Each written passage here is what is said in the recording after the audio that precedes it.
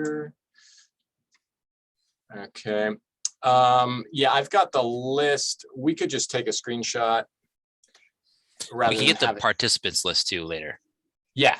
Yep. Yeah, we could get the participants list. And we'll just, if people sign up, we'll bill them anyway. So.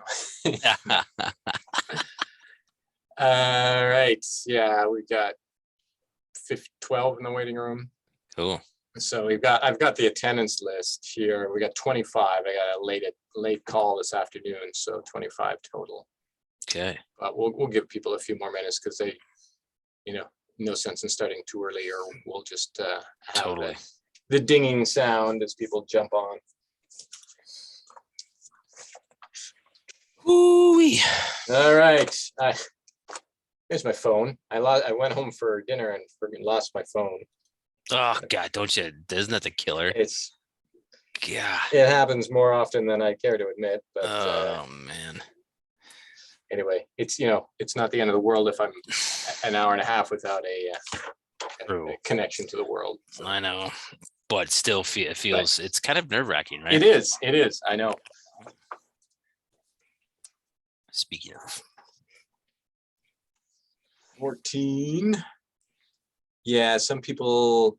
Yeah, maybe we should have them put their names in the chat because some people are coming up as just iPad and owner and stuff like that. So yeah, a few little housekeeping items. We'll do that at the beginning. That's a good idea. And we'll have them put questions in the chat as well, I think, throughout. And then until we get to the case studies, and then we'll do a Q&A, the case studies. Cool.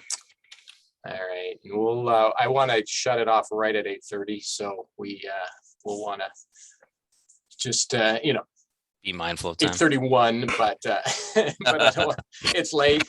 We got a bunch of meetings this week, so I don't want to. JT's a stickler on time. We can just say, gotta go. The 10 bush time. Yeah. All right. How about 6:59, 6:58? We'll let people in. We got 14 so far. So. Cool. I think I'm gonna let everybody in at the same time, eh? Admit all, yeah. All right, so, and you should be able to share screen. Well, you won't need to share screen. I can just advance from here. Okay. If you want, if that works for you. Works great. Okay, and what else do we got? In security, chat's enabled, waiting room, we don't need to lock the meeting. Yeah, I haven't heard of Zoom bombing lately, eh? I don't think it's a thing anymore. Yeah, you say that now. Yeah, jinxed ourselves. All right, maybe I'll mute all and admit all, and then we'll wait a minute and get rolling.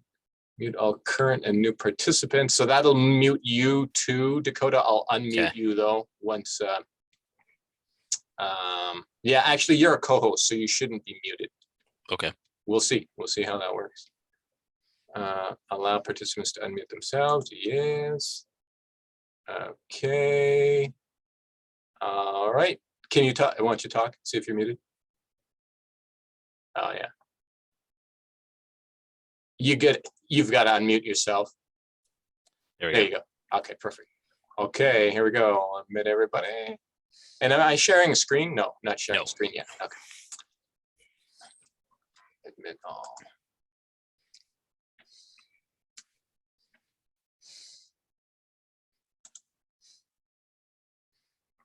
All right. Okay.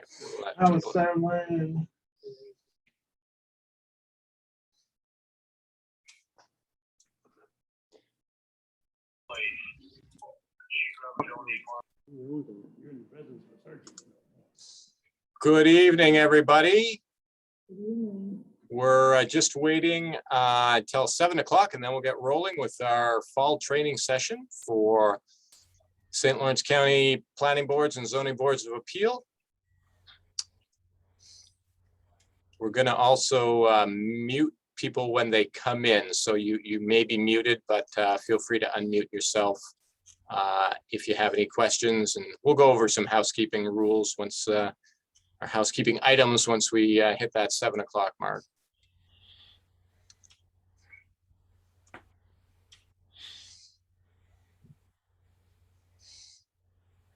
Which looks like it's right now. Okay, So we'll get started. Welcome all to the fall training session of St. Lawrence County Municipal Planning Boards and Zoning Boards of Appeal.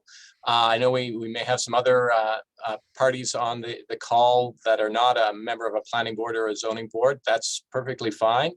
Happy to share all that we have in this training session with anybody who has an interest in this topic. My name is Jason Fotenhauer. I'm the director of the St. Lawrence County Planning Office. With me tonight from planning staff is Dakota Casserly, planner with the planning office here, and Dakota and I will be sharing the presentation duties tonight as we work through our agenda. So as I mentioned, we are muting everyone as you come in. We would ask you all to please just put your name in the chat so we have a record of everyone who did attend, and we'll mention that again at the end. But if you could do that, that would help us keep track of everyone who did participate. Questions, we will also ask if you don't mind just to put your names, or excuse me, your questions in the chat as we work through the first part of the training session, just to sort of keep the flow going. We will have a second component that will focus specifically on some case studies, which is meant to be more an interactive discussion. So we'll just have people ask questions, unmute themselves and ask questions when we get to that section. But for now, we'll just ask that you please put them in the chat. Feel free to leave your camera on or off. That's fine. We will be sharing a screen, so we'll all be in a little corner of our screens here. So with that, I'm gonna get going with the training session.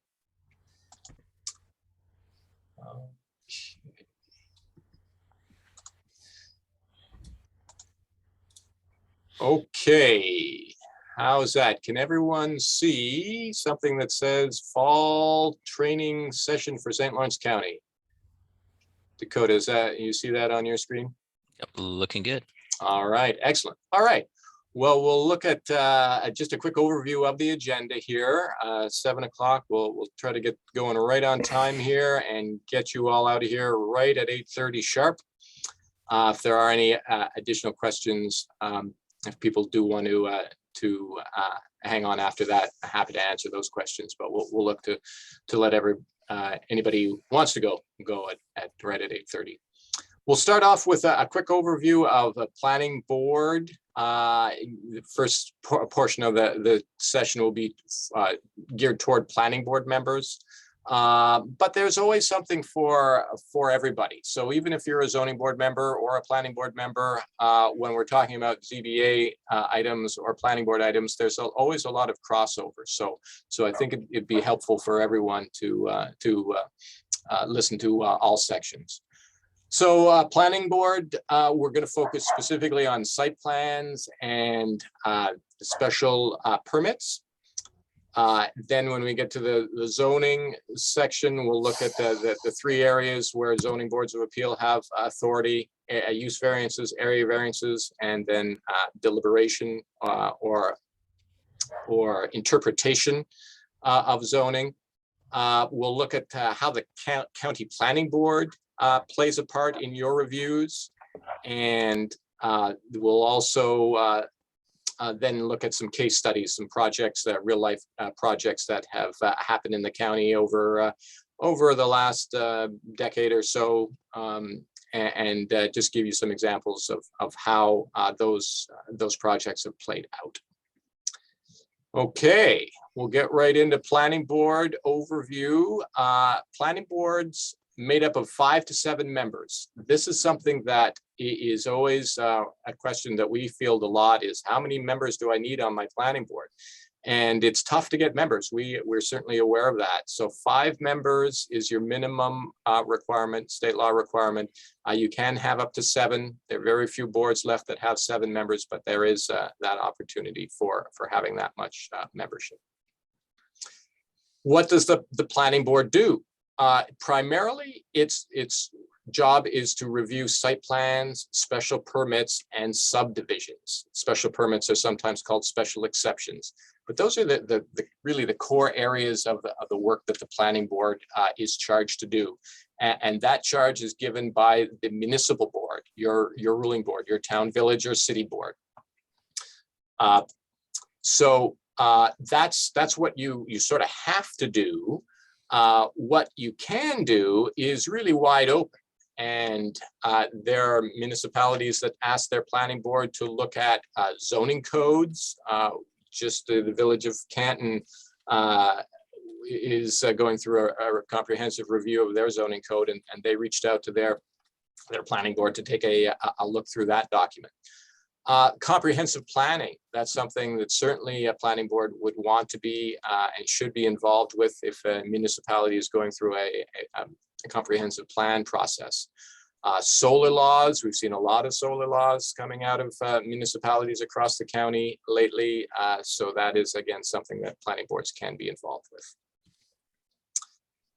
The site plan. Now, this is sort of the bread and butter of a planning board. And I say that because whether your municipality has zoning or not, and there are several municipalities throughout the county that don't have formal zoning, but they do have a site plan review law. So that's why this is really one of the main components of what the planning board does, is to look at site plans. And what is a site plan? So here, just a quick definition reads: a drawing prepared in accordance with local specifications, that's your local zoning code or site plan law, that shows the arrangement, layout, and design of the proposed use of a single parcel of land. So it's not a large development with multiple parcels, it's one specific parcel. And we'll look at some examples in just a minute or two. So the role of the planning board is multi-function or multifaceted when it comes to site plans. And but in anything that the planning board does, your ultimate role is to either approve, conditionally approve, or to deny a project. So talking about site plans now, to approve, conditionally approve, or deny site plans. Site plans are rarely denied unless they're really deficient in components. And the reason you would deny a site plan would be it just doesn't meet any of the requirements that are in your code. But most of the time, site plans are approved or approved with conditions saying you need to tweak this, you need to address this component, and then it can go forward. Is the application complete? So just a few things to keep in mind as you receive an application for a site plan, and these are pretty these are useful for any project that you may be using or maybe reviewing, both planning boards and zoning boards of appeal. Is it ready for review? So, okay, is it is it complete? Is it ready for review? Is it something that is going to happen? It's not somebody's idea that they think might happen if they get the funding in a couple of years. It's got to be pretty much a project that is ready to go, ready for review. Fees. Most municipalities have fees associated with a review. Have those been submitted? And are the elements in the local code met? And that really comes as part of the review process. Is what you've asked the applicant to do through your code, is that met? Another thing to keep in mind is timeframes. The calendar is important, and it'll be more important as we look at other projects that the planning board looks at, specifically special use permits and the zoning board. But a calendar is important if there are public hearings involved, particularly. And one thing that's unique about the site plan is, of all the projects that zoning boards or planning boards will review, the site plan is the only one that has an option to have a hearing. Everything else that you'll do will require a public hearing. But you do not have to have a hearing for a site plan. It may be a good idea. It may be a very controversial project. It may be a really big project that you just want to allow the public to have their say on, but you don't have to have one. You do need to, again, here, knowing the calendar, 62 days, that's sort of the magic number. Why 62? It's so you can accommodate 2 full months of 31 days. That's why the 62 number is there. And you need to take action within 62 days after someone submits a site plan to the planning board. And then another thing to keep in mind is the county planning board, and Dakota will touch on this in some more detail later, but if a project meets a certain criteria, a certain location, then it will also need to be reviewed by the county planning board, which is a 15-member board staffed by Dakota and myself. Okay, I'm going to just take a quick look in the chat here. I don't think we have any questions yet, but if there are, let me see. No, just people signing in. Great. Yeah, if you have joined us late, please just put your name in the chat. If you do have any specific questions, also, if you could do that, that would be great. Put those questions in the chat. So we'll keep going.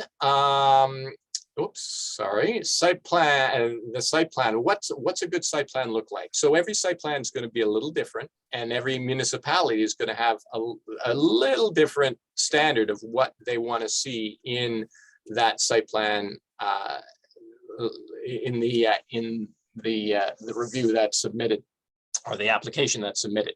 But there's some key elements that should be in all site plans, that is, just some basics. You want to have an identification of the location. You want to know where it is. So that can be by tax map number, it can be by address. A north arrow, thinking back to our high school geography classes, looking at maps. Every good map has a north arrow. A site plan is sort of like a map. So we want to, again, orientation, so we know where we are. A north arrow, a scale, so we can determine size on the map. A parking configuration is a good thing to keep in mind. Parking is always an issue with projects that we see here in the North Country and everywhere, really. Means of access and ingress, in and out. How are you going to get in and out of the site? Is it safe? What's the landscaping look like? Is there a house right next door that's going to be impacted that will need some mitigation through some screening or landscaping? Very important component. Signs. Some municipalities have signs under a different law, a sign law.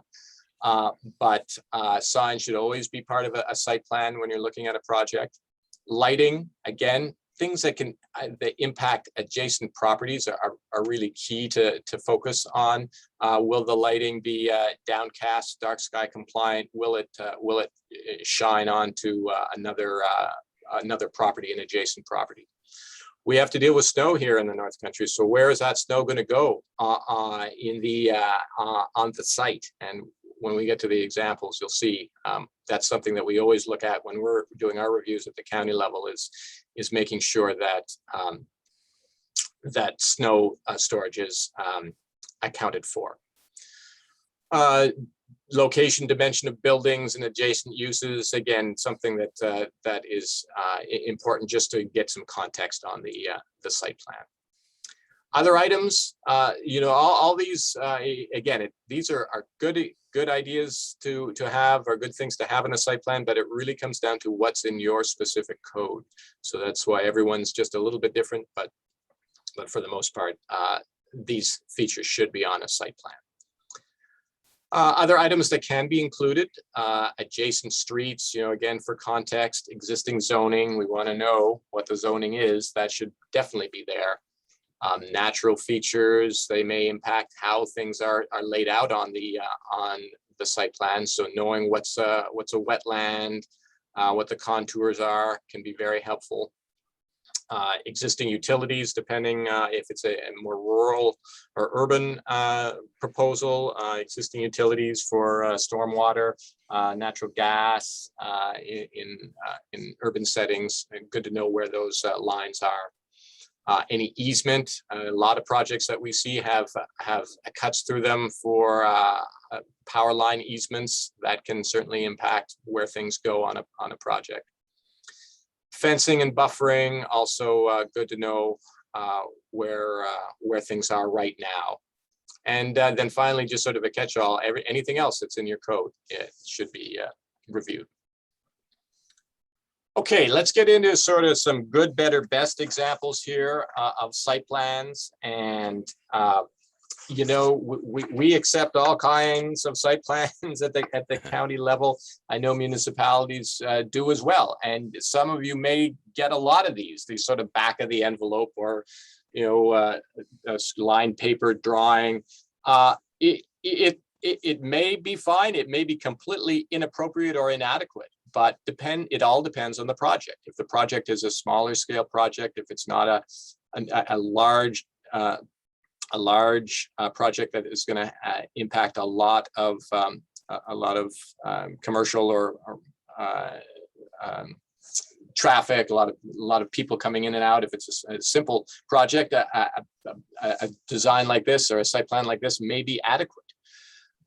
This is something, it looks as if it's for a reconstruction of a building. They're going to replace a wall.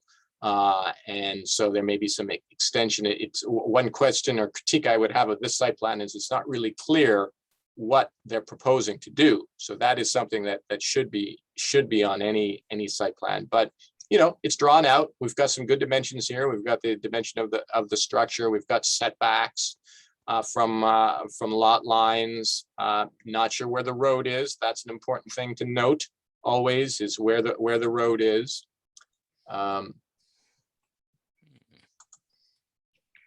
And sorry, just another individual joined the training here. So welcome. Just for those of you who may have joined since last time I announced this, just please put your name in the chat so we have a record of who's here. And if you do have any questions, just for now, please put them in the chat and we'll make sure we answer them as we go through the training here. So here for a site plan, this is sort of, you know, you're good, maybe inadequate, maybe perfectly fine. Now we're getting into something, again, not quite, professional engineer grade. There isn't a stamp on here, but this really lays out a little bit more detail. This is for I believe this is a dollar store design in the town of DeKalb. Is it the Family Dollar in DeKalb, just outside of DeKalb Junction? I think this is what this site plan is for. And again, it has essentially a pretty basic site plan, but it has everything that we would need to review. Location of the road, ingress, egress, parking configuration, where the dumpsters are going to go, where the access is, leach field, a lot of dimensions on here. So this may be perfectly adequate. Again, in your individual codes, you will have specific standards for what is on the site plan, not only the more major things that should be there, but the more specific things that should be there in terms of dimensioning and information about setbacks from lot lines. So that's maybe classify that as the better, but again, perfectly acceptable in most cases.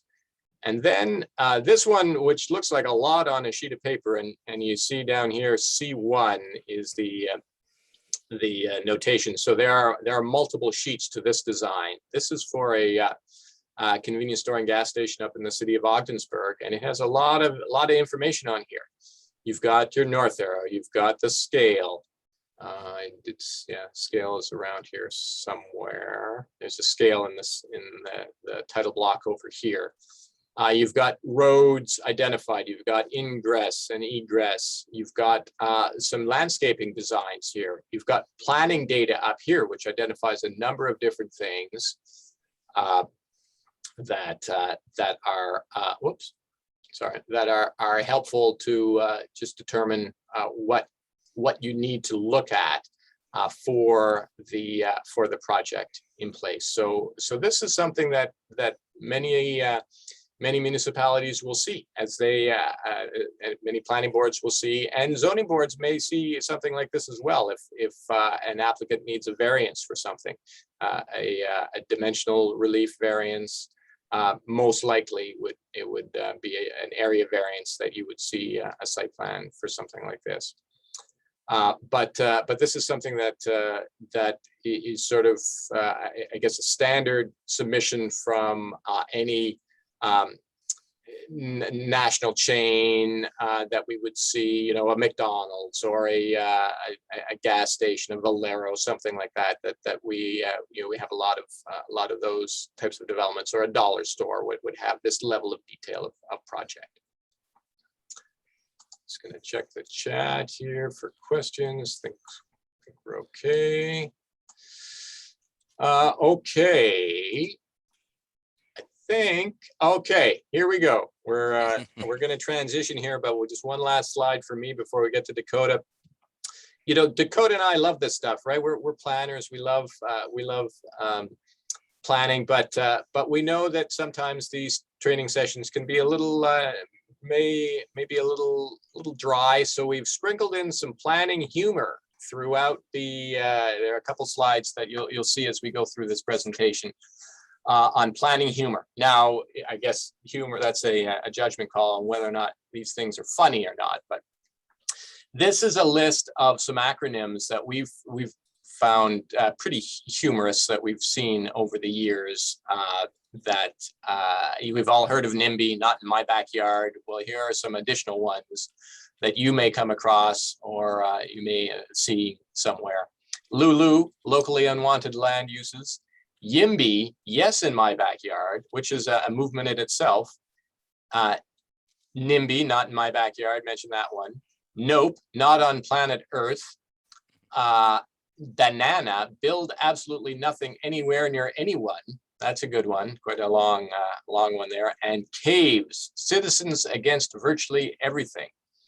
And not to be disparaging at all to the public that may come to our public hearings, but sometimes it does feel like there are individuals that are not keen to see any type of development. So just something to sort of lighten the mood here as we go through this. And now I'm going to turn it over to Dakota, who's going to talk about special use permits. Okay. Thanks again to you all for joining us this evening. And you may have noticed on the start, the agenda, sometimes you'll find this noted as special permits. So you'll see notation for both special use permits or special permits. It definitely depends on your local code. And sometimes we see that differentiation, which is kind of interesting. All right, state definition of SUP, and I'll commonly say the acronym throughout the presentation as well. The authorization of a particular land use that is permitted in a zoning law subject to specific requirements that are imposed to assure that the proposed use is in harmony with the immediate neighborhood and will not adversely affect surrounding properties. Now, this is special for special use permits, and usually as common, you'll find a special use permit component in a particular zone in your code. Say commonly you'll have residential zones, commercial zones, industrial zones, and then within those zones, you'll have uses that are permitted by right, say just by an approval from the code enforcement officer, but also in there, you'll find uses that are permitted via special use permit. Oh, Jason, can you advance?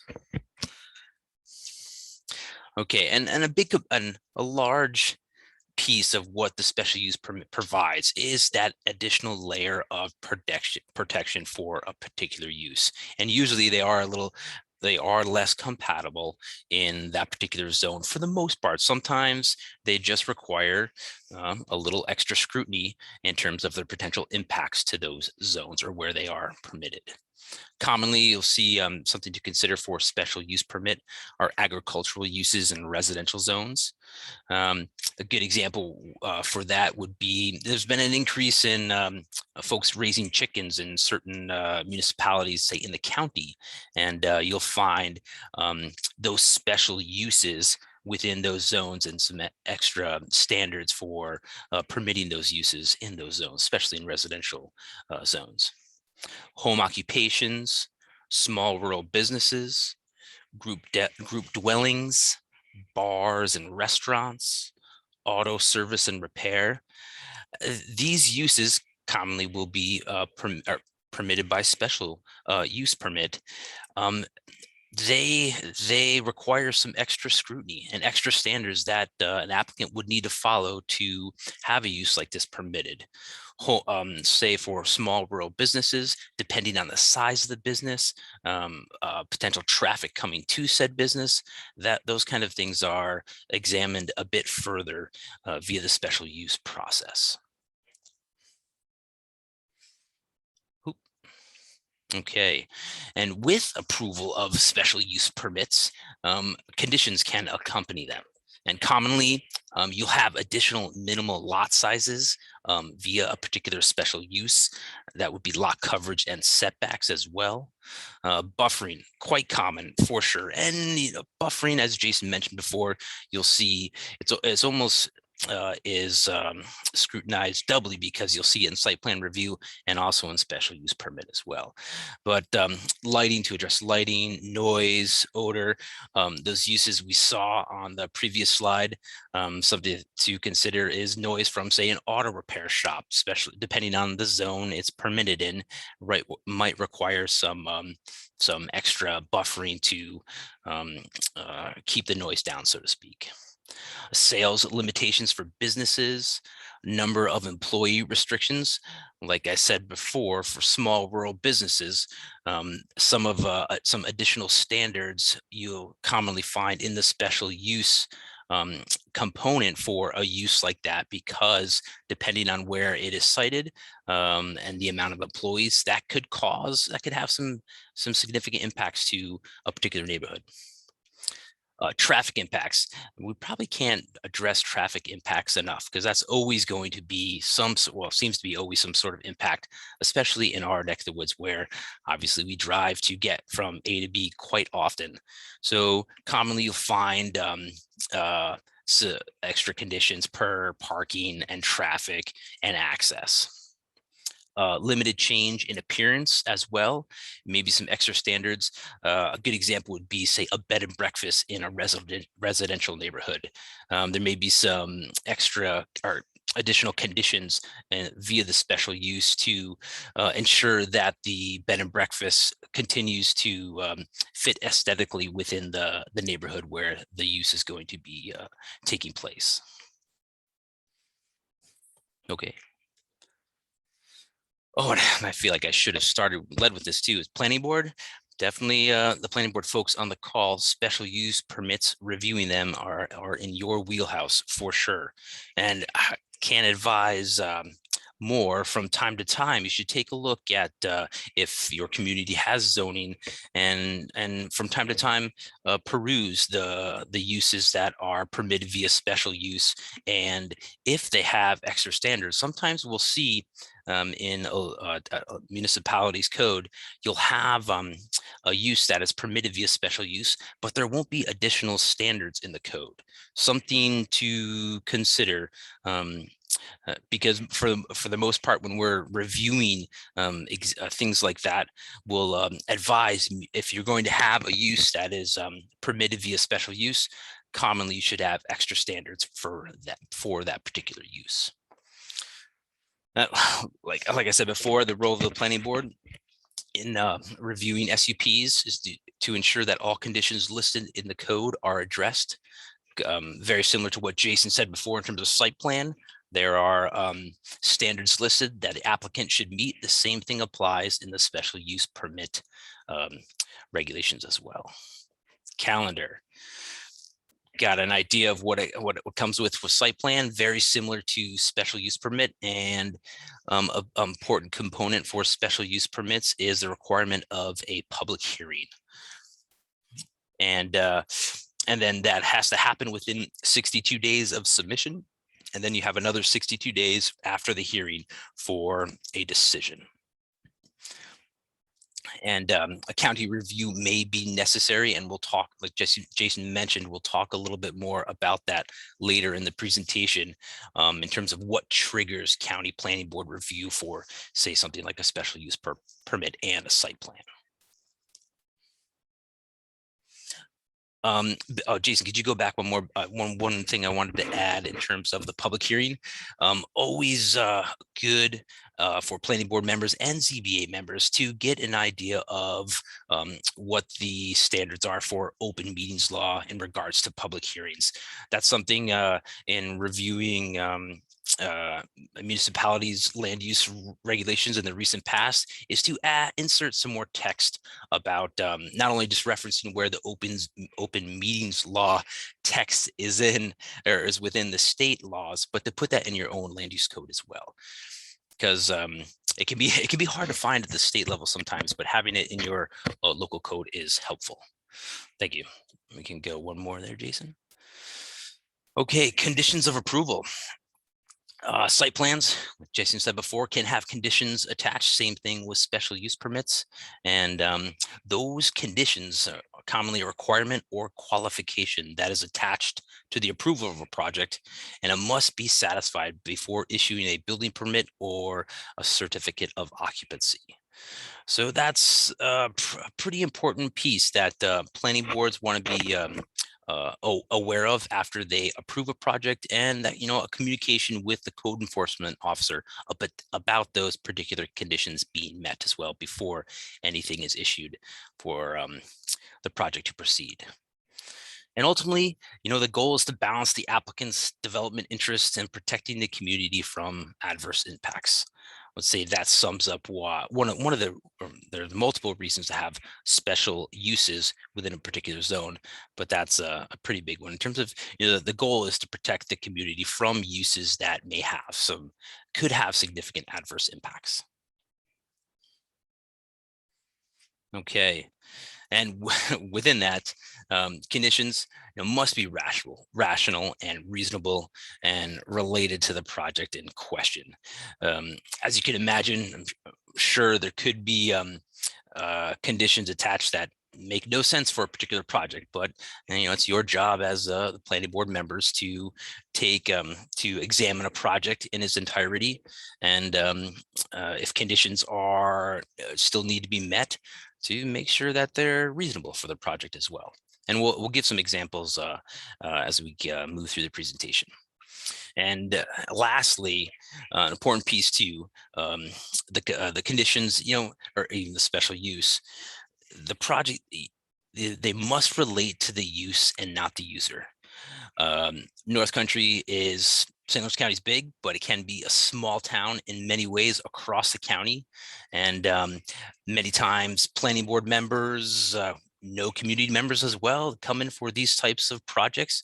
And you really have to be impartial and focus on the use and not the user. And another piece is, in terms of conditions, the planning board's not in the business of regulating details of the operation. And a good example of that is the hours of operation for a particular business. That's something, and conditions shouldn't be overly burdensome for a business owner to run his or her business as well. The focus is really on the use and the land that it is on. Ooh, planning humor. This is a good one. I wish it's Far Side, but I don't think it is. Oop. Sorry about that. For those of you who can't see the screen, maybe listening in, the picture we have here is an empty room, and the door into the empty room says the planning department. People looking in, and they're quoted as saying, "Apparently, they haven't started yet." All too often, that can be the theme of, or maybe some folks think that's what's going on in a planning department, but that's not the truth. There's lots of planning going on. we all know that, exactly. You all know that. We know that planning is multifaceted, and there's a lot to it. So, all right, thanks, Dakota. We're going to we're going to pivot now to some ZBA slides, zoning boards of appeal, but all you planning board members out there, stay tuned in, because there's certainly some crossover here, and knowing what your counterpart board in your community does is, I think, is really helpful from the overall planning perspective. So, but maybe one last thing, maybe before we, I just want to double check in the chat. I don't see any questions. Again, if there are any questions, we'll come back to planning and the case studies, but feel free anytime, put a question in the chat if you have one. I think some more people have joined since I last announced this. Please also put your name in the chat, just so we have a record of who's attending. Jason, if I may, Bob Dowman asked if we could share a copy of the PowerPoint presentation. Absolutely. And, definitely do that as probably a PDF file, a little bit smaller than the PowerPoint file. Yeah, we'll share that out. What we'll do, and we'll get the last slide here in the presentation, is a list of the various training websites, and we will on there, we'll put it on our county website, and there's a number of other training modules out there as well, so you can pick some other ones to do as well. But yeah, we'll make sure that everybody gets a copy of this. Okay, all right, just want to make sure we're good with questions. Yep. Okay, let me we'll move on to the zoning board of appeals, ZBA, commonly known as the Zoning Board of Appeals. And this is something that is certainly not as common as planning boards, because not every municipality has a zoning code. And so if you don't have a zoning code, you don't necessarily need a zoning board of appeals. But we'll get into some of the finite examples of that in just a minute here, but just some basics on the Zoning Board of Appeals. A little different from the Planning Board. 3 to 5 members are the requirements. So you can have 3 or 5. Again, 3 is a little light, so I always encourage 5, but understanding that 3 may be all that a municipality can muster. And we've seen that. We've done training sessions on how do you get people more engaged, more motivated to volunteer for these boards. So 3 or 5 is the membership requirement. If a zoning code exists in your municipality, you have to have a ZBA. It's something that must be established. It's not something that the town or village can retain and have the authority to grant, or the authority to act as a zoning board of appeals. It has to be a separate entity. There has to be that differentiation, so there isn't conflicts of interest. So if you do have zoning in your community, you do need to have a zoning board of appeals. And what does the zoning board of appeal do? Well, the primary focus is use and area variances, and we'll get into details on what those are in just a minute, and interpretations of what the code is. And I want to spend a little bit of time on what an interpretation is, because it is something that does not come up all that often, but it is an important power of the zoning board. Again, we'll touch on that too in just a second. Right. So the variances, again, this is where the majority of the work is going to be undertaken by zoning boards of appeal. And I would say the majority, and correct me if I'm wrong, majority, I don't know if that's a term or not, but we'll use it in this instance, the vast number of reviews that a ZBA is going to address are going to be on the area variance side, dimensional relief. Someone wants to build something that it needs dimensional relief from the specific parameters of the code. You need a 10-foot setback for a garage. You only have 7 feet between your lot line and where you want to build that garage. That requires a decision of the Zoning Board of Appeals to give a variance or vary the dimensional requirement. Use variances are a little they're frequent, but not as frequent, and they should be really quite rare because it's very difficult to, in reality, very difficult to meet all the requirements to obtain a use variance. So basically what a use variance does is it allow you to do something that has not been established by the municipal board in a specific zoning district. You want to have a restaurant in a residential zone. Residential zones are for residences, not for restaurants. So that would require a use variance.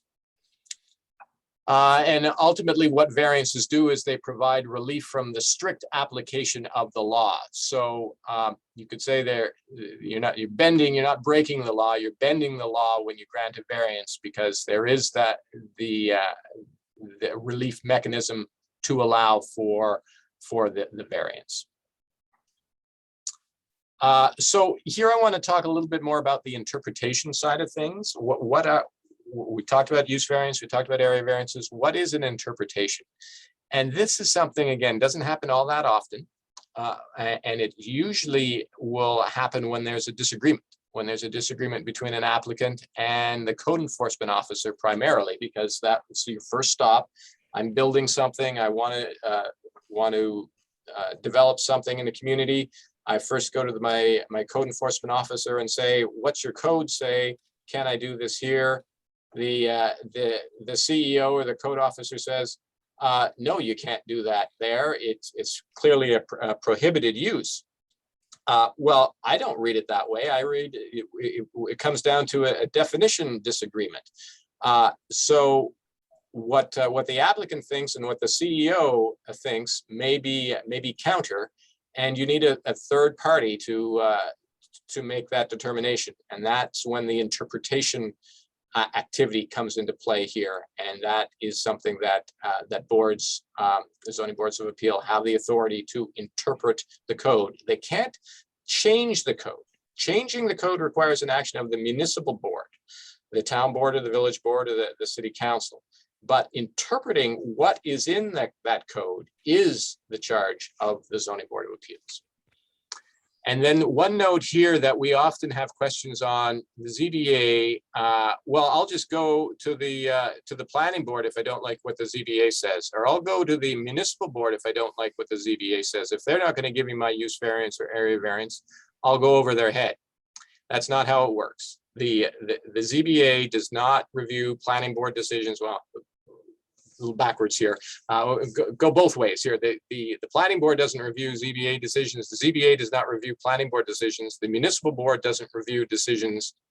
The courts review these decisions. It's something called an Article 78 proceeding.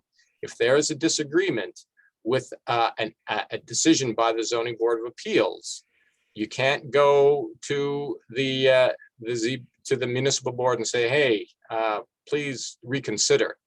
The ZBA is autonomous. They are appointed by the municipal board, excuse me, but they are not beholden to them. The relief from a ZBA decision is through the courts, through the Supreme Court, in what's called an Article 78 proceeding. And the ZBA, to get to this point, the ZBA does not review planning board decisions. Planning board has their own autonomy as well. The site plan is reviewed by the planning board. A special permit is reviewed by the planning board. If the applicant doesn't like the outcome of that decision, they don't necessarily go to they don't go to the zoning board to get an alternate decision made. Okay. We'll get into some detail on use and area variances here. Let me just check the chat for questions.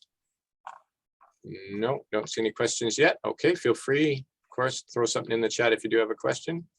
So let's talk about how a use variance is granted, because this is probably the toughest thing that you will do as a zoning board of appeals member, is deliberate on a use variance. And it may be a really tough decision for you. It may be a politically charged project. It may be something that will really ultimately be of benefit to the community. but some of those things you just have to put aside, and you have to say, okay, what do I have to look at when I'm reviewing a use variance? Somebody comes in and they want to build that restaurant in that residential zone. What are the legal tests that I need to review to make a decision? And there are 4 of them, 4 legal tests. And it's not a question of satisfying 1 or 2 or 3 of those 4. All 4 legal tests have to be met before a decision to grant a variance can be issued. And this is tough because how, they're pretty subjective. And I'll go through them in a little bit of detail here. A use variance, the first test for a use variance is that no reasonable return on the property can be made. So what's a reasonable return? They're talking about financial return here, that they can't make any money off of the property. So that often will get projects that say, I'm doing this because I can't rent this property. Nobody will buy this piece of property as is. I can't make a living off of this. I can make more money if I do this use that isn't allowed than what I'm doing right now. That doesn't cut it as reasonable return or as meeting that legal test.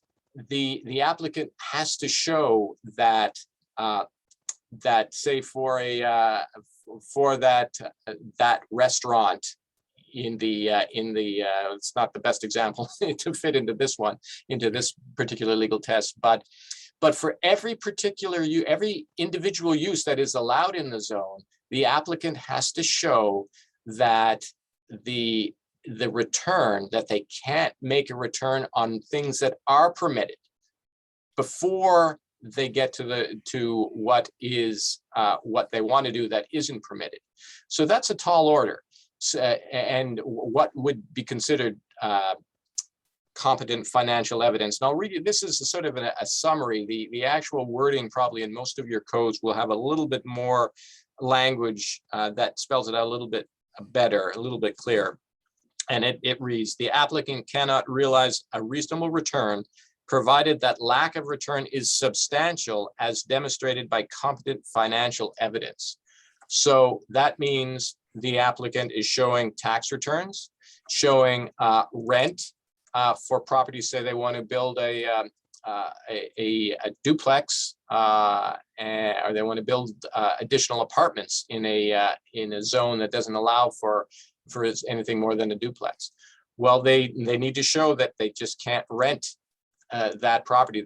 And this is where it gets tricky because you don't want to be too intrusive, but the letter of the law here says you really need to do a little bit of digging on what the applicant can or can't make off of the property.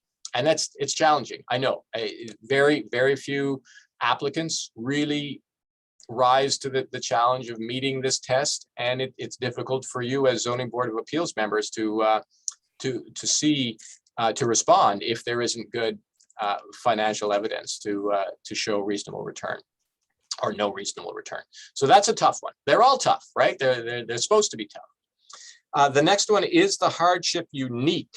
Well, that's pretty subjective, right? What does unique mean? And it means unique to the particular property in question. If you've got 15 pieces of property in the adjacent area of where this project is being proposed, or this use variance is being proposed, is every property exactly the same?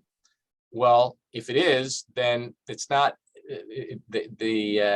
the hardship may not be unique. If this hardship would be felt by every other property adjacent to this particular property, then they don't have any unique characteristics that would make the project more difficult than anyone else. So it has to be unique. Third one, will not alter the essential character of the neighborhood. Boy, another subjective call by you as ZBA members. What is essential character of the neighborhood, and alteration of that character is certainly a subjective thing in the eye of the beholder. But you sort of know it when you see it. If somebody wants to build a project right up to the lot line, right up to the sidewalk, say in a residential zone, and every other project is set back, that may have a negative impact on the character of the neighborhood. If something's going to be really, really large, we're getting in a little bit into dimensional things, which we'll talk about next. But say the use is different. Say it's some sort of an industrial use in a commercial zone or in a residential zone. Well, that certainly will alter the essential character of the neighborhood if you've got an industry that is producing some noise or odor. A great one that we've seen in a lot of instances, an auto repair shop. Will the auto repair shop alter the essential character of the neighborhood? Depends where it is. Out in the country, maybe it won't when they're using impact wrenches at 10 o'clock at night, but in a residential area, it very well could alter the essential character. Last one, and this is challenging as well. Hardship is not self-created, and we've often made the assumption or made the determination, not assumption, the determination at the county level that if you buy a piece of property with the intention of saying, oh, I'll just get a use variance to do what I want to do on that property, you've created your own self hardship. You've created that by intentionally buying a piece of property that you know is not a zone for what you want to do, yet you feel that you want to pursue that. So there are instances when hardship has really not been self-created. Say a neighborhood is in transition, it's changing, everything around it is changing. You're not responsible for that. You haven't created the hardship that exists on your particular property because everything else around you has changed. So in that instance, you might be able to meet that legal test. But the legal tests are tough. They're not to be taken lightly. They're a good rule of thumb is you really want to deliberate. You really want to write things down. You want to have what are called findings for each one of these decisions that you make, and that those findings go into an official record before you grant your variance. There should be something in your minutes identifying the findings where you've deliberated on all four of these legal tests. So that's use variances. We'll move on to area variances now, and we are running a little behind schedule, so I'm going to pick up that tempo a bit here. Area variances examine a balance of interests through 5 considerations. So it's not a legal test, it's a balance of interest test. You sort of are weighing things off of each other. And some of these you'll see are similar. A desired change to the neighborhood.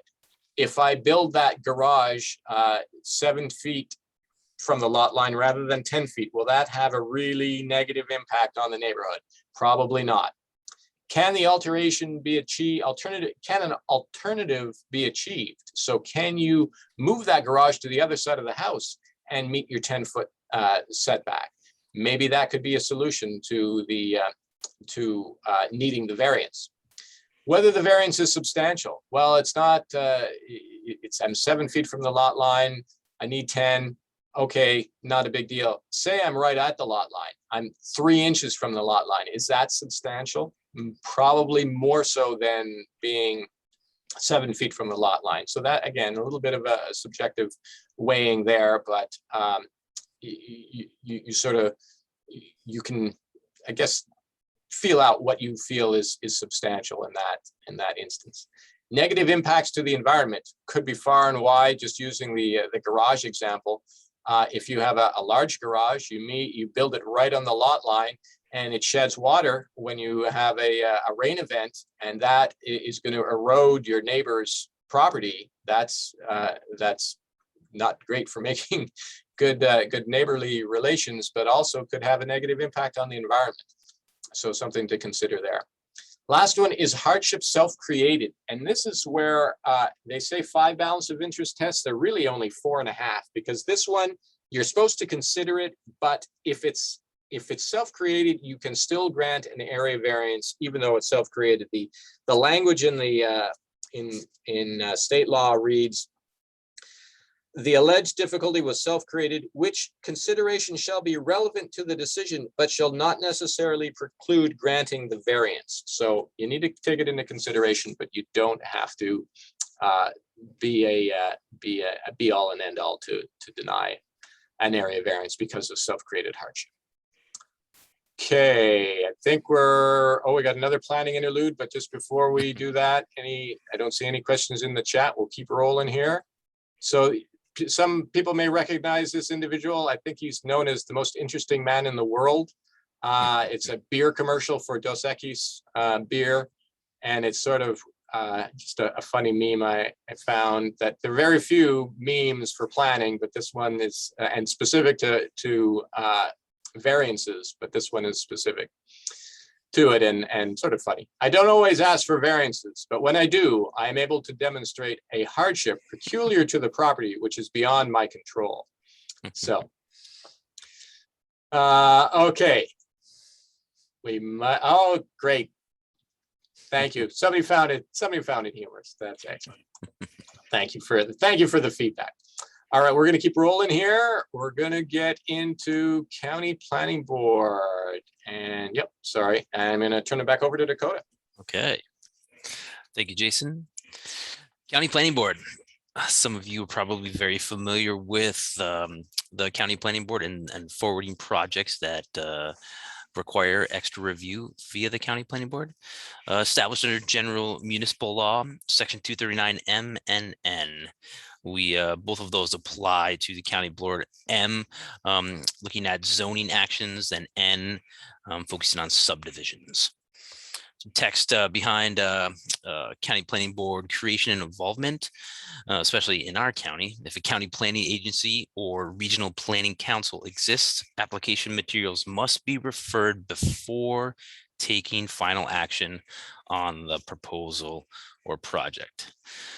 So, like I said, some of you are probably very familiar with this. Project comes through the planning board or even via the CEO, and it requires referral because of the trigger requirements that we'll see in a bit here. Action from the planning board must be, or the planning board must make a decision before local action can be made. And I've talked about a bit more how the county planning board does streamline some projects for sure. Okay, Jason. Okay, decision-making authority on the county planning board side.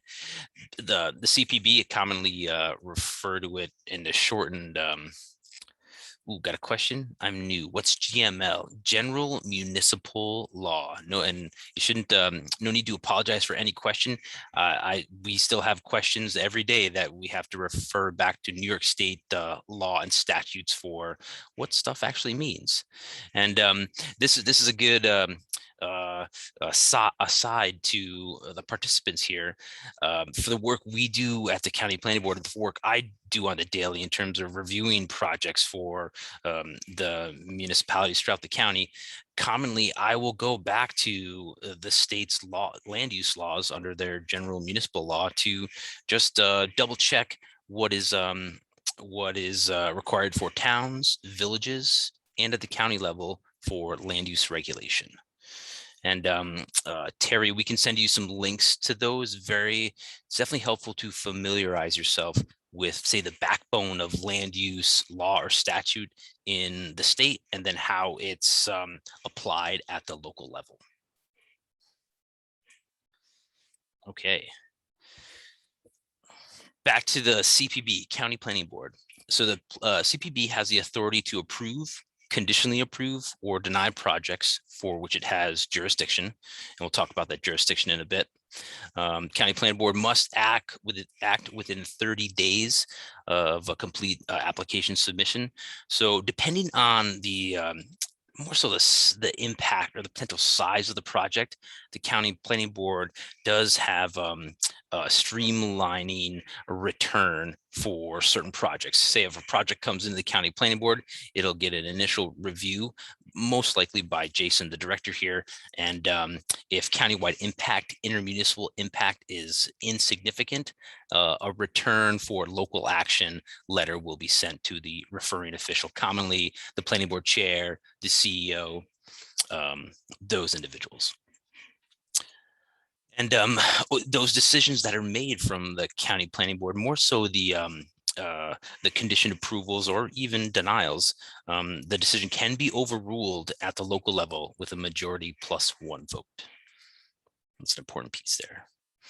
Okay, so what is referred? And Terry and other members, this will be good to sometimes this text is in your local land use law as well, not in its entirety, but there usually is mention of county planning board referral and what that entails. Commonly in your local law, it's really interesting. You'll find it in a variety of places, but it's a good test for all of you to see if that kind of text is in your local law. Something we've been doing as of late in terms of reviewing or updating land use codes, making sure that text is in there in easy to find location or logical location.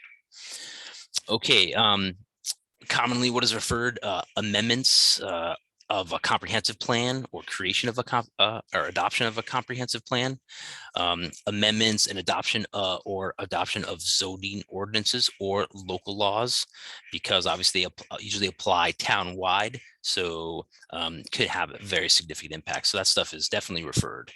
Also special use permits, site plans, granting of use and area variances, and other authorizations within your local zoning code that meet the referral criteria, which we'll talk about in a bit, and also subdivisions.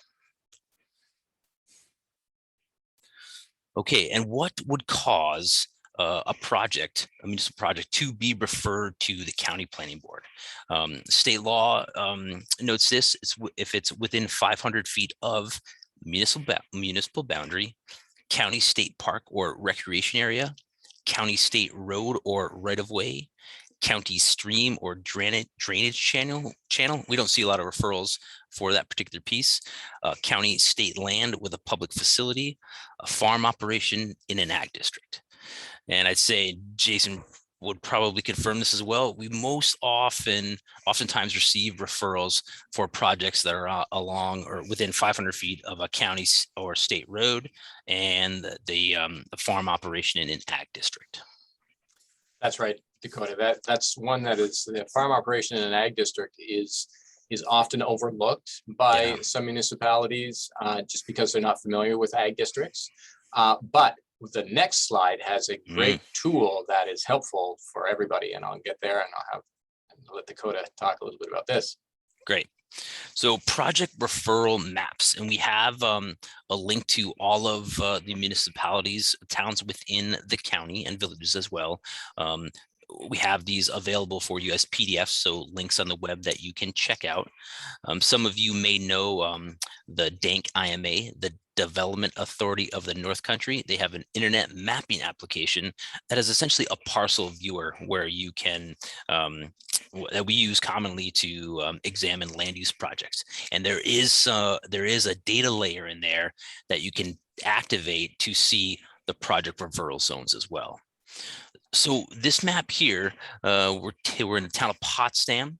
You can see the village boundary off to the right of the map. The gray buffer around some of the roads around the municipal boundary and around the state and county owned lands, and then the ag districts, which is the dotted gray. You'll see this gray 500-foot buffer. So any parcel that's within that buffer, a project is referable to the county planning board. And the main things you're seeing in this particular shot for the town of Potsdam: County Route 35, US Route 11, obviously the village boundary, and then the ag district. Ag districts are pretty significant within the county. As you can imagine, agriculture obviously has a pretty big player in the county. So a lot of parcels have that additional ag district. And if a project is proposed on a parcel that is within 500 feet of ag district boundary, those projects are referable. And there's a URL on the bottom of the slide that is the to navigate to our project for referral maps. And bottom line, we probably don't mention this enough. Well, we will, but you can always call us too if you have a question. But it's for county planning board referral.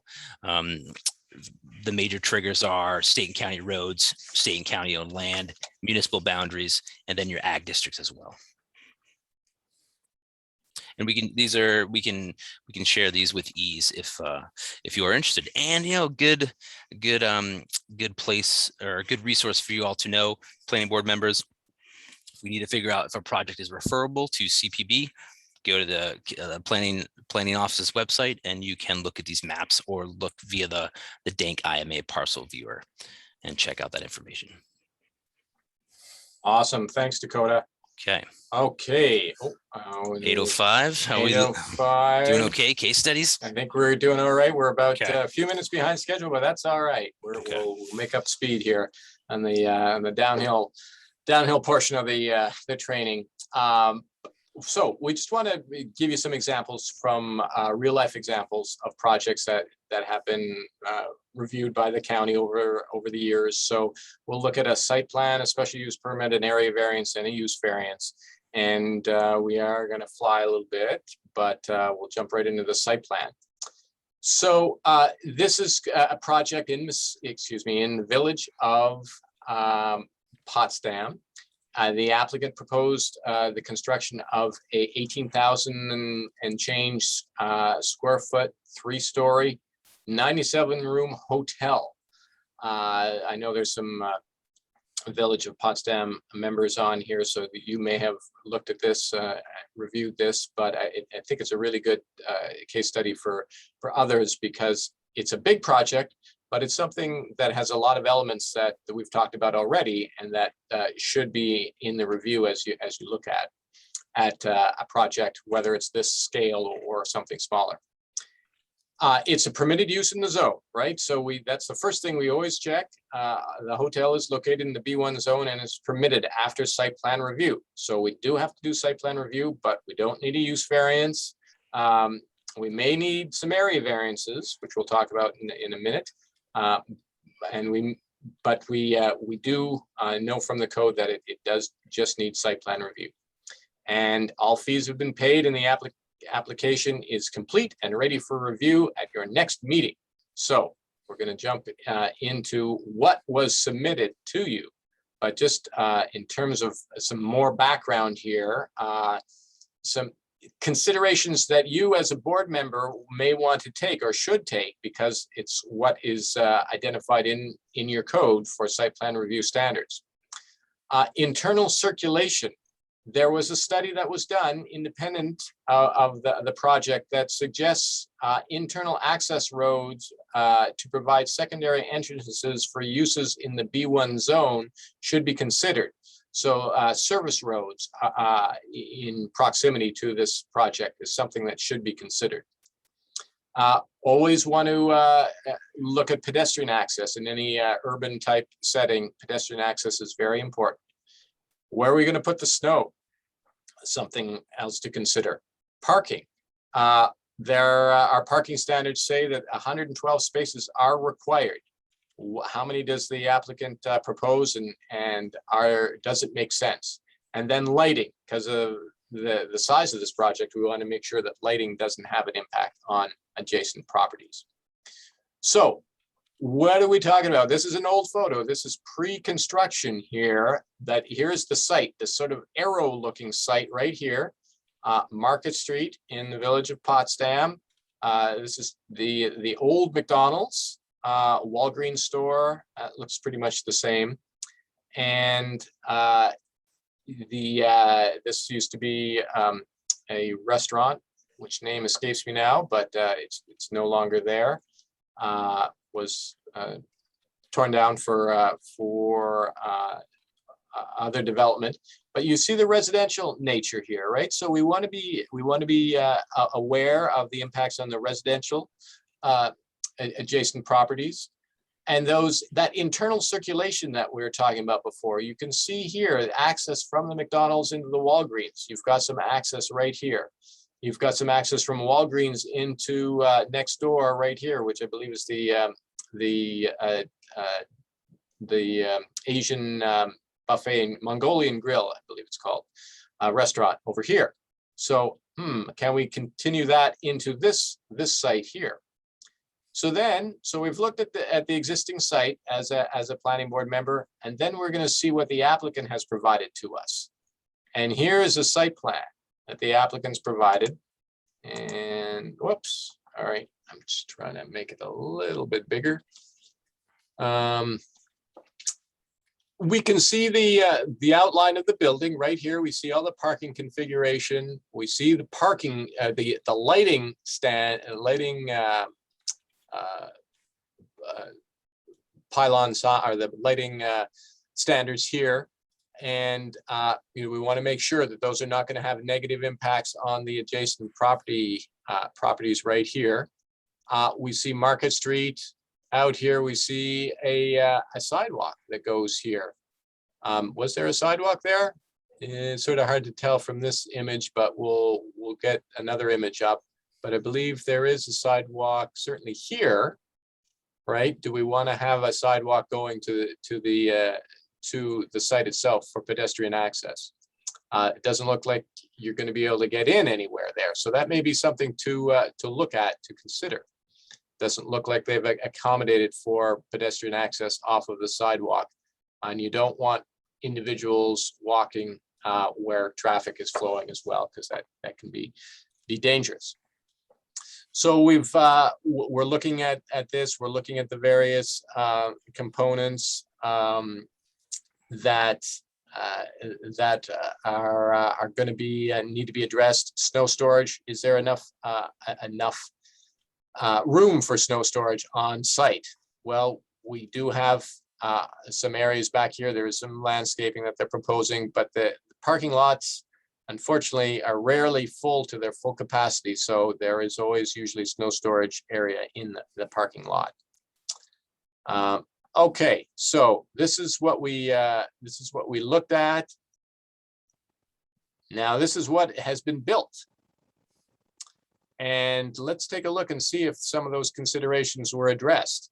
The access, the rear access from service road access, doesn't look like that's been accommodated. This is a 2020 photo, so it's pretty current. I think we can say with confidence that was considered, but not implemented in this project. Look at this. Here is a sidewalk that goes right from the existing sidewalk in front of the building. Or in front of the lot up to the building. Okay, so they've addressed that pedestrian access. Parking, I think there are 118 parking spaces here. They had 112 required, so that's pretty good. Often projects will see just way too much parking, but this looks like they met the requirements. And how did we do with our landscaping around here that was in the site plan? Well, maybe not as good as was certainly on the site plan, but do we have some buffering here? Some of these trees, they will get bigger to buffer from the adjacent residences from the use. So.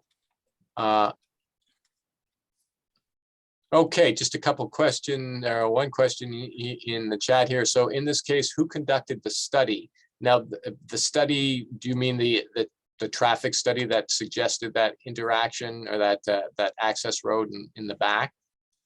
That was, and I'm afraid I don't remember right off the top of my head who did that study. I think it was an independent entity. It might have actually been part of the village's comprehensive plan. I believe that's where it was, or where that information came from. If anybody else wants to chime in, feel free to unmute yourself and just offer any comments that you have, or put it in the chat. It's fine. I've got an example to share working on a project in the village of Potsdam and in the B1 zone along Market Street, State Highway 56. And in the parking regs, there are standards for circulation. So as a part of that application, we received, and the town and the village received a essentially a traffic study from a third-party engineer that the applicant obviously paid for and supplied as part of their application. Thanks, Dakota.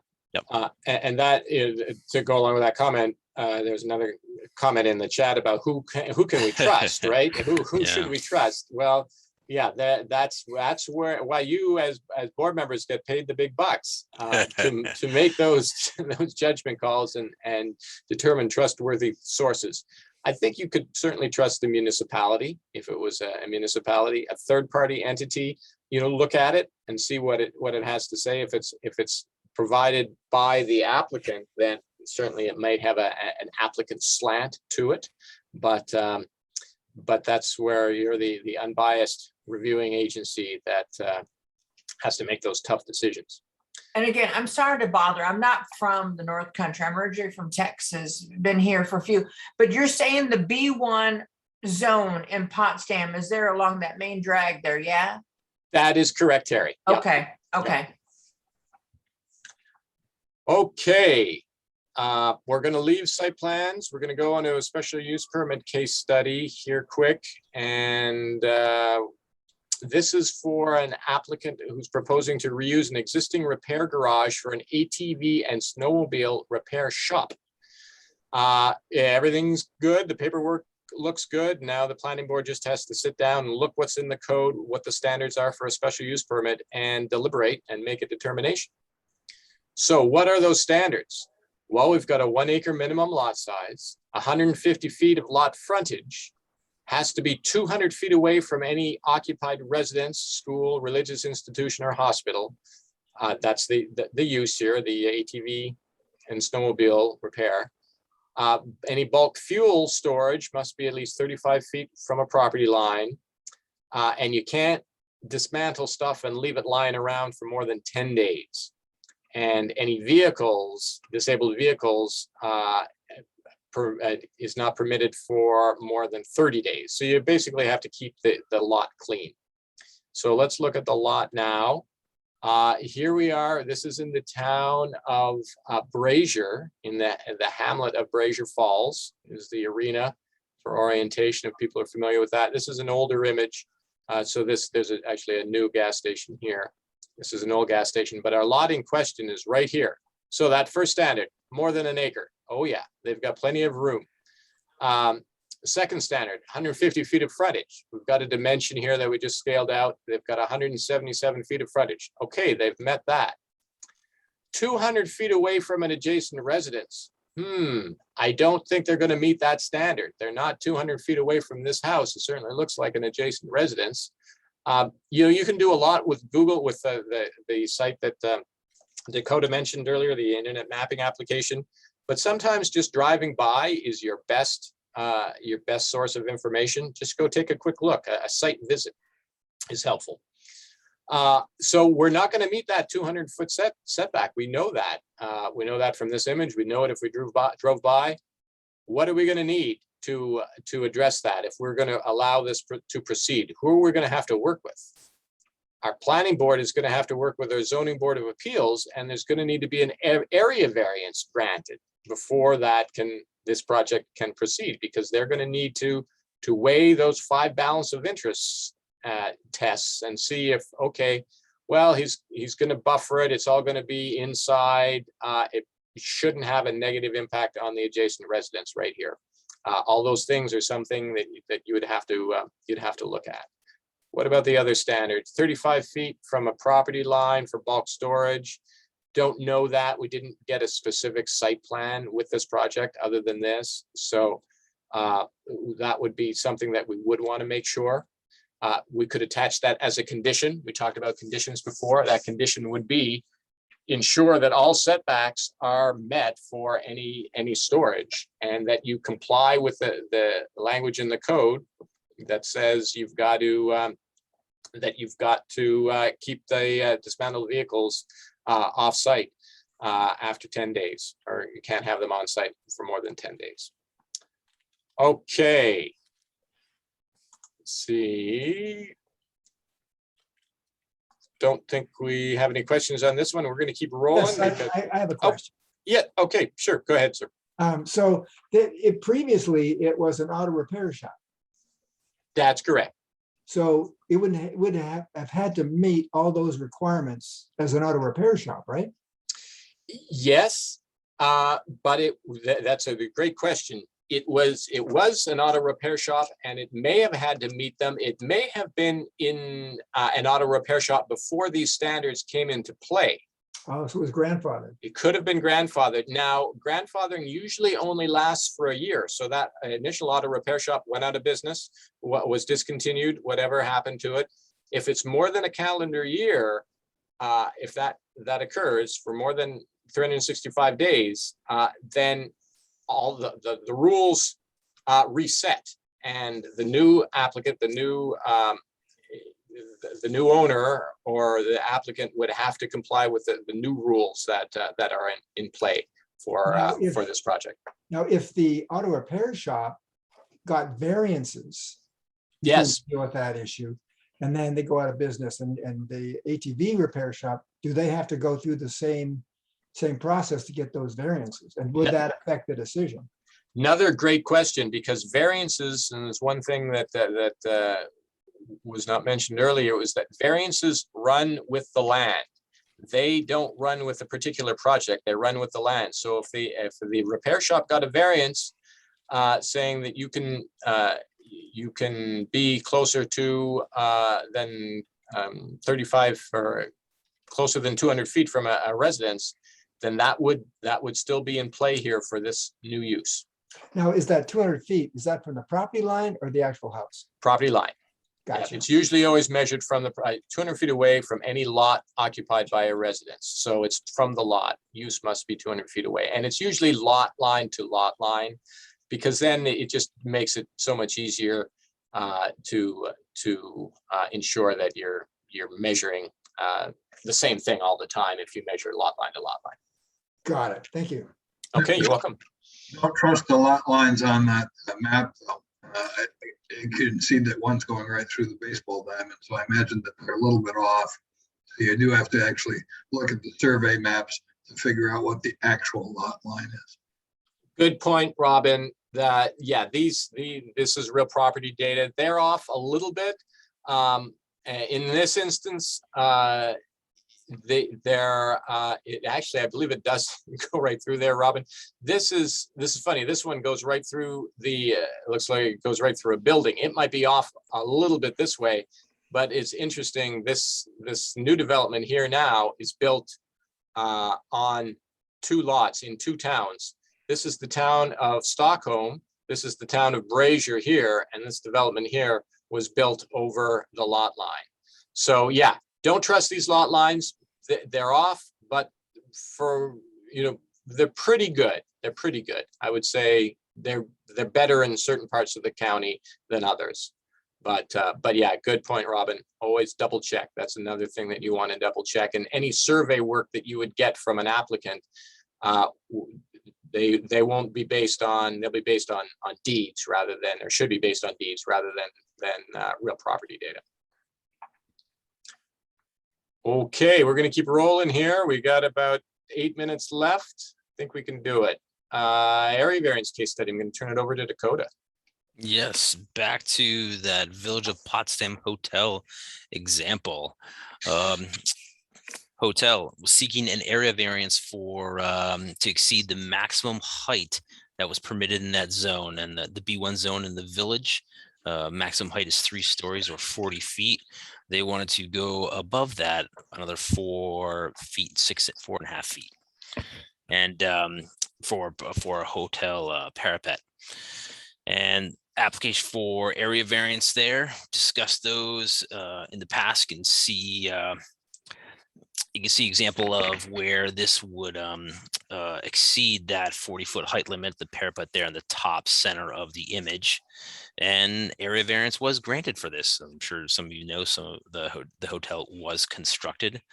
But as you look at the balancing test applied to this, to grant this area variance, not too the granting of the variance was not going to impact that that zone greatly. So actually granting this area variance would have required the applicant to retool quite a bit to redo the drawing to accommodate that.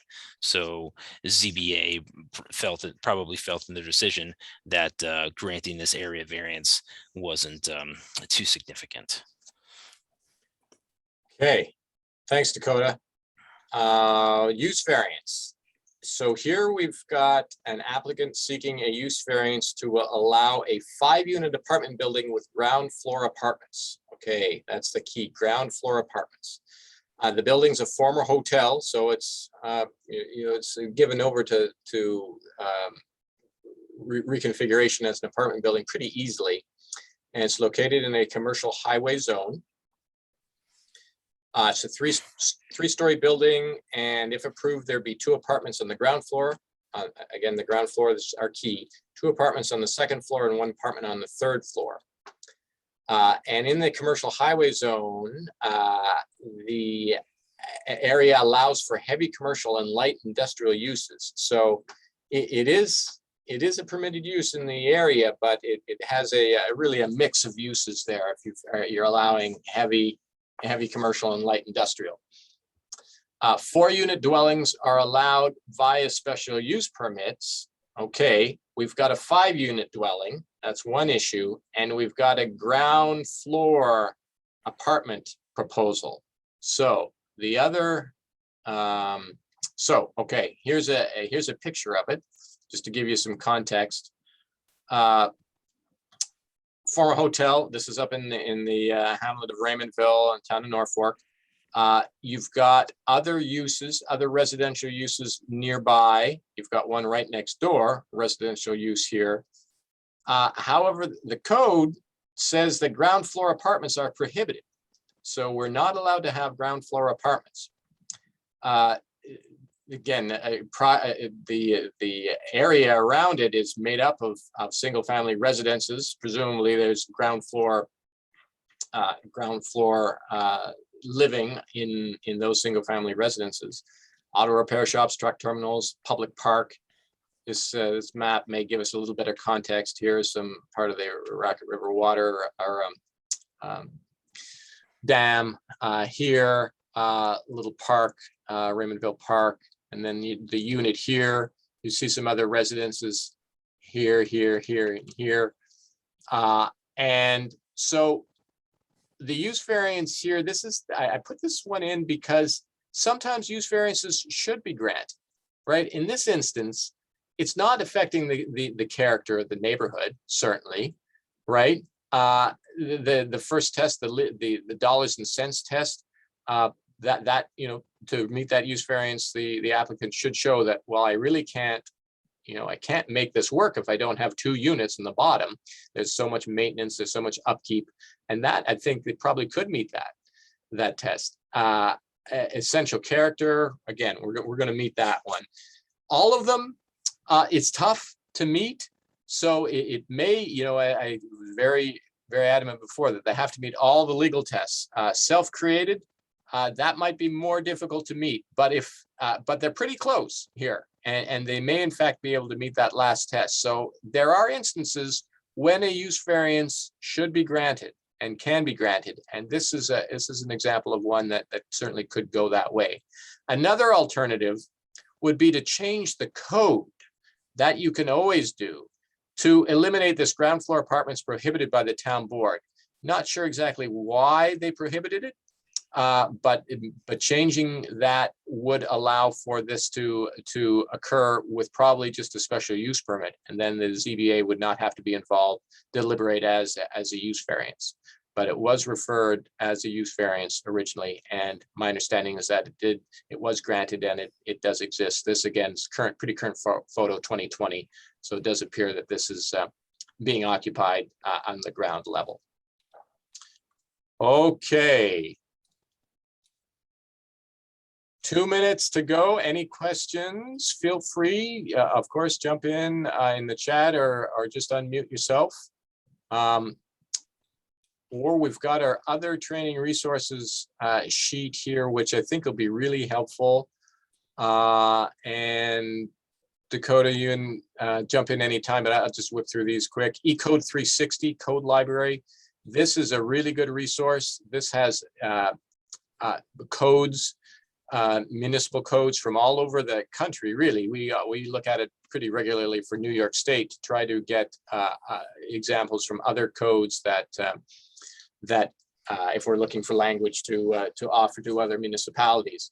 A number are in there. I think Potsdam is in eCode 360, Canton. There are a number, Norfolk, Colton, I believe, is in eCode 360. Dakota mentioned the IMA, that GIS, or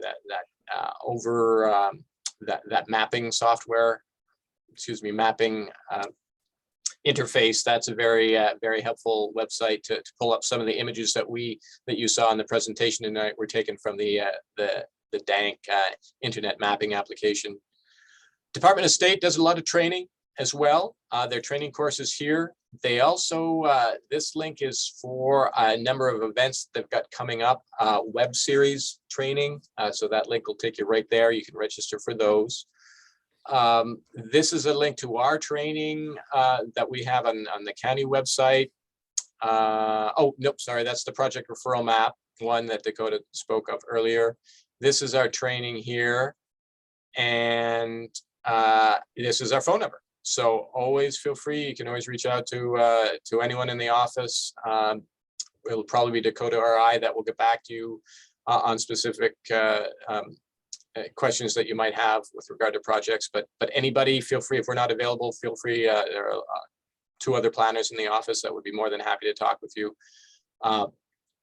And I think that's all I've got. Dakota, final words. Yeah, the Department of State, their local government resources, their training is definitely very good. I should add, I'll stay on the Department of State.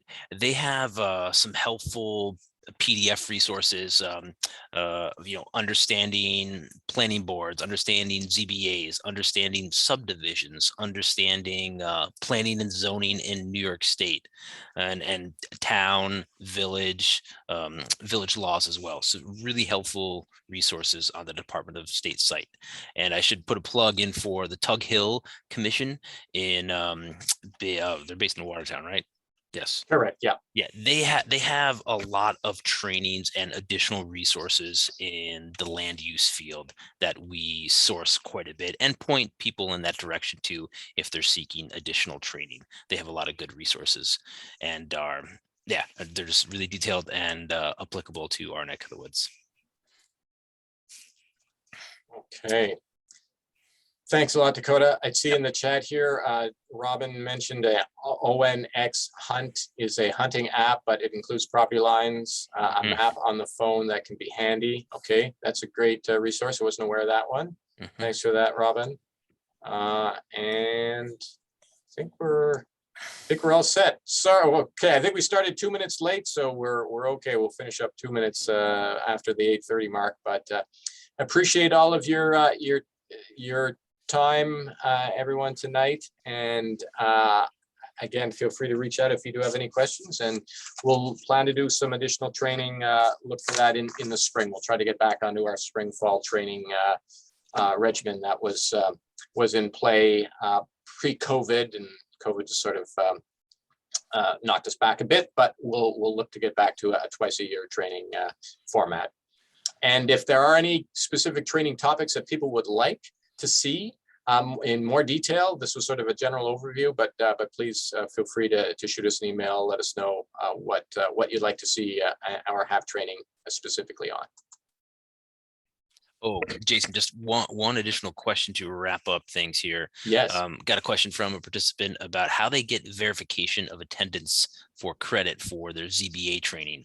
And at first, I was stumped, but I'm thinking since our office bills their municipality, that essentially would act as verification. Yes, that's exactly right. And we will get, we're unfortunately, we're a little short staffed right now, but in the past we've sent out certificates. So we'll look to send out certificates, but it might be 4 or 5 weeks before you get a certificate, but that you can use as well. That'll show that you completed the hour-and-a-half training tonight. So yeah, but the bill works as well, Dakota. That's good. Yes, the certificate. Ah, okay. Thank you. All right. Yes, you can hang it on your fridge. All right, everybody. Hey, thanks. Take care. Have a good night. And we'll talk to you soon. Bye all.